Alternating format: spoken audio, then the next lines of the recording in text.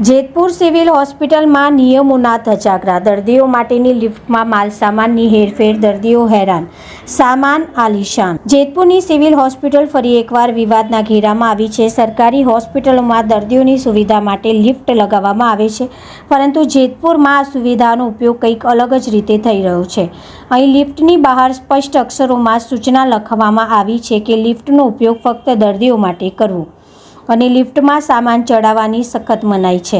તેમ છતાંય નિયમોને ઘોડીને પી જનારા તત્વો દ્વારા લિફ્ટમાં મેડિકલ બોક્સ અને અન્ય ભારે સામાનની હેરાફેરી કરવામાં આવી રહી છે। જ્યારે દર્દીઓને લિફ્ટની તાતી જરૂર હોય છે, ત્યારે સામાન ભરેલી લિફ્ટના કારણે તેમને રાહ જોવી પડે છે અથવા દાદર ચડવા મજબૂર થવું પડે છે।